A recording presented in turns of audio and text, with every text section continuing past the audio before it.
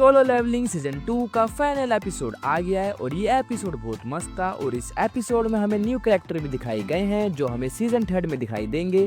तो चलते हैं आगे बात करते हैं इस एपिसोड में क्या क्या हुआ। तो एपिसोड की शुरुआत वहीं से होती है जहाँ से पिछला एपिसोड खत्म हुआ था। जिन्वू कैमरामैन से बोलता है कि अपना कैमरा बंद करो वरना मैं इसे तोड़ दूंगा और जिन्वू की बात सुन के वो कैमरामैन कैमरा बंद कर देता है। फिर हम देखते हैं कि टक्स चाहिन को उठाकर मिन ब्यूंग की बॉडी के पास जाकर रख देता है और ये देखकर योनो जिन्वू से पूछता है कि तुम मिन ब्यूंग के साथ क्या करने जा रहे हो। जिन्वू से कुछ रिप्लाई नहीं देता। योनो चिल्लाता है कि मैं तुमसे कुछ पूछ रहा हूँ। जिन्वू बोलता है कि समय निकलता जा रहा है तो बात करना बंद करो और वो मिन के पास जाकर अराइज बोलता है और हम देखते हैं कि मिन की बॉडी शैडो एक्सट्रैक्ट हो रही होती है। तभी सीन कट ऑफ होता है और हम देखते हैं जापान के हंटर को। उनका मैनेजर उनसे बोल रहा होता है कि चेयरमैन ने आपको प्लान 9 एग्जीक्यूट करने को कहा है, क्या आप तैयार हैं। हम देखते हैं कि होशिनो को जिसकी डर के मारे फटी होती है वो बोलता है कि क्या आप पागल हो गए हो, आप हमें उस आइलैंड पर वापस भेज रहे हो जहां वो मॉन्स्टर है। अगर आपने वो देखा होता तो आप ये नहीं बोलते जो आप बोल रहे हो। गोटो मर गए जैसे वो कुछ थे ही नहीं। तभी उनका मैनेजर उन्हें बताता है कि वो ब्लैक एंट मर गई है, कोरियन हंटर ने उसको मार दिया है। फिर वो बोलता है कि आप अभी भी पीछे रहना चाहते हैं और हम वापिस से आइलैंड पर आते हैं और एस रैंक हंटर ये देखकर हैरान होते हैं। वो बोलते हैं कि तुम अपनी स्किल से मरे हुए बंदों की ताकत इस्तेमाल कर सकते हो। योनो मिन ब्यूंग की तरफ देखता है पर वो चाहिन की तरफ जाने लगता है। तब जिन्वू योनो से बताता है कि उसे एक आवाज सुनाई दी थी, वो हंटर मिन थे जो मुझे उनकी पावर को इस्तेमाल करने के लिए बोल रहे थे। फिर हम देखते हैं कि मिन ब्यूंग चाहिन के पास जाकर अपने हील मैजिक यूज करने लगते हैं। जिन्वू योनो से बोलता है कि मैं बता सकता हूँ कि मिन किस तरह के इंसान थे। बिना किसी ऑर्डर के चाहिन के पास जाकर उनको तुरंत हील करना, जिसे पता चलता है कि वो एक दयालु और ख्याल रखने वाले इंसान थे। और ये चीज सुनकर योनो भाई तो पूरी तरह इमोशनल हो जाते हैं और दूसरी ओर हंटर चो ये देखकर बोल रहा होता है कि वो जितनी भी खतरनाक लड़ाई में शामिल होता है और स्ट्रॉन्ग बनता जा रहा है और लास्ट में बोलता है कि ये किसी तरह की मॉन्स्टर एबिलिटी है।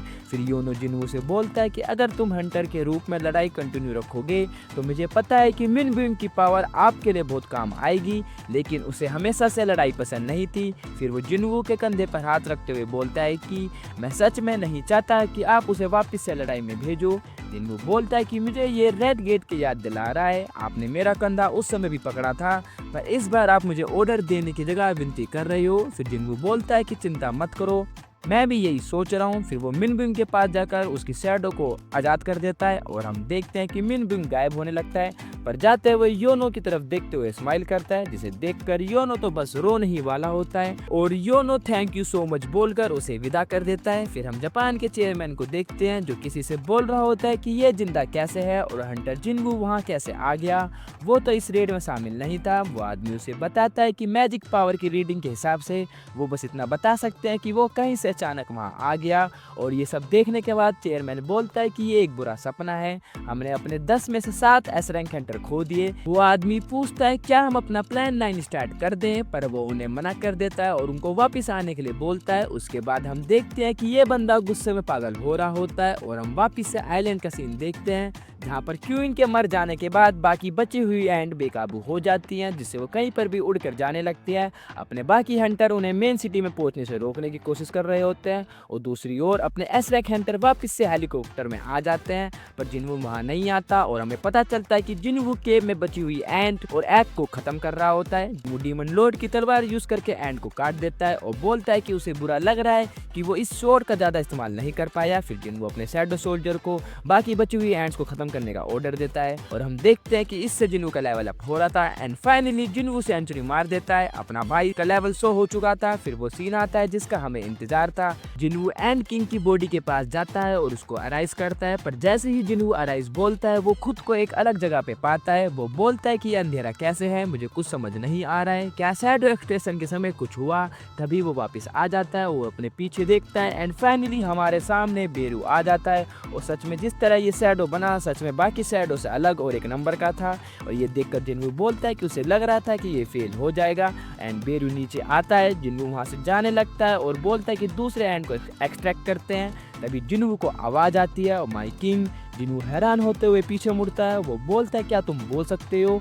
और ये चीज देखकर जिन्हू बिल्कुल शॉक होता है। वो सोच रहा होता है कि बाकी सोल्जर्स तो ऐसा नहीं कर सकते, तो ये कैसे कर रहा है। तभी अपना एंड किंग जिन्हू के सामने बो डाउन होता है और बोलता है कि मेरे किंग मुझे नाम दो। जिन्हू के सामने स्क्रीन आती है और एंड किंग की रैंक जनरल होती है, जिसे देखकर जिन्हू बोलता है कि इसने ऐसा पहला कुछ नहीं देखा, ये शायद न्यू रैंक है इसलिए ये बोल सकता है। जिन्हू उससे बोलता है कि मैंने ही तुम्हें मारा था, क्या तुम मेरा अभी भी कहना मानोगे। तब एंड किंग बोलता है कि मैं मरा नहीं हूँ, मेरा आपके हाथों दोबारा जन्म हुआ है, मैं बहुत खुश हूँ, मैं हमेशा आपकी सेवा करने की कसम खाता हूँ, प्लीज मुझे आप नाम दो। फिर जिन्हू एंड किंग को नाम दे देता है जो हमें पहले से पता है, वो है बेरू।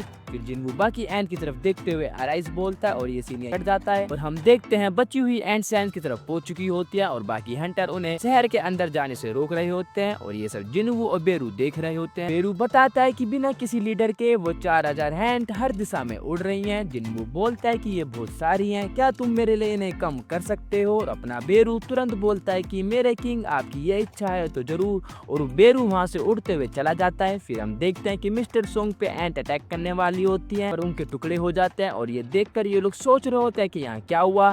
तभी उनके सामने से बेरू एंट को खत्म करते हुए जा रहा होता है और वो इतनी तेज होता है कि इन्हें बस ब्लू लाइट दिख रही होती है। जो ही बोलते हैं कि ये लाइट कैसी है, सोंग बोलते हैं पता नहीं, पर शायद इसने हमें बचा लिया। तभी जूही समझ जाती है और वो जिन्हू का नाम लेती है। फिर हम देखते हैं कि अपने एस रैंक हंटर के प्लेन पे भी बाकी एंट अटैक कर रही होती है। चोयो लिम उसकी रक्षा कर रहे होते हैं और मेज हंटर अपने मैजिक से बैरियर बना के प्लेन को प्रोटेक्ट कर रहे होते हैं। एंट उस बैरियर को तोड़ देते हैं और तभी एंट्री होती है बेरू की। वो एक स्लैश में सारे एंट्स को खत्म कर देता है और अपना जिन्हू भी पीछे आ रहा होता है और हम देखते हैं कि फाइनली सारी एंट्स खत्म हो जाती हैं और एस रैंक हंटर भी वापस आ जाते हैं और चाहिन को तुरंत हॉस्पिटल में एडमिट किया जाता है। गोसर बहुत खुश होते हैं कि finally fourth Jeju island red खत्म हुई उनकी विक्ट्री के साथ। फिर हम देखते हैं कुछ शिप को जिनकी तरफ बची हुई एंट्स आ रही होती हैं और हम देखते हैं एक बंदा लोगों से बोल रहा होता है कि मेज टाइप हंटर को तैयार रहने को कहो। तभी दूसरा बंदा उसे वो ऑर्डर देने से मना कर देता है और बोलता है कि लगता है अपने हीरो को एक्सरसाइज की जरूरत है। और हम देखते हैं एक नए बंदे को जो शिप के ऊपर बैठा होता है, वो बोलता है कि ये आ गए। फिर वो अपना ऑरा रिलीज करते हुए बोलता है कि सबको पानी में समा देता हूँ और वो बंदा लिटरली इतनी सारी एंट्स को बस एक स्लैश में खत्म कर देता है। और वो बोलता है कि अगर मुझे इनकी जगह उस ब्लैक एंट पर निशाना लगाने को मौका मिलता तो और मजा आता। फिर हम रेड खत्म होने के कुछ दिनों के बाद सीन देखते हैं, सभी लोग रेड में मरे हुए हंटर्स को ट्रिब्यूट दे रहे होते हैं। फिर अपना जिन्हू वहाँ ट्रिब्यूट देने के लिए आता है और हमें पता चलता है कि कुछ लोग जिन्हू को इस रेड का हीरो मान रहे होते हैं और दूसरी ओर कुछ लोग जिन्हू पर सवाल उठा रहे होते हैं कि अगर वो इस रेड में पहले शामिल हो जाता तो बाकी लोगों की जान बच जाती। मतलब भाई से बहुत लोग नाराज हैं। फिर अपना जिन्हू सर नीचे रखते हुए नीचे उतर रहा होता है। तभी योनो उससे बोलता है कि आप अपना सर ऊपर रखें, इससे कुछ मतलब नहीं कि दुनिया क्या बोलती है, आप ही हैं जिसने ये मिशन खत्म किया है। फिर जिन्हू नीचे आ जाता है और वहाँ पर चाहिन भी होती है जो जिन्हू को देख रही होती है। जिन्हू वहाँ से जाने लगता है पर तभी उसके सामने चेयरमैन गो आ जाते हैं। फिर ये लोग बैठकर बातें करने लगते हैं। चेयरमैन गो जिन्हू को रेड खत्म करने के लिए थैंक्स बोलते हैं। जिन्हू बोलता है नहीं, अगर मैं वहाँ पहले पहुंच जाता तो मिन हंटर बच जाते। अब गो सर बोलते हैं कि तुमने बाकी 5 और हंटर की जान बचाई और कंट्री के लोगों की भी, इसलिए थैंक्स। और वो जिन्हू से वादा करते हैं कि उसको उसकी इच्छा के अनुसार अवार्ड मिलेगा। फिर वो जिन्हू से उसके फ्यूचर प्लान के बारे में पूछते हैं। जिन्हू बोलता है फ्यूचर प्लान। गो बोलते हैं हाँ कि इस रेड में आपकी पावर इंटरनेशनल लेवल वाली दिखी है जिससे आपको बहुत लोग अप्रोच करेंगे और एसोसिएशन इसे नजरअंदाज नहीं कर सकता। तो मुझे ये पूछना ठीक लगा कि तुम अपनी इस ग्रेट पावर के साथ क्या करना चाहते हो और कहाँ।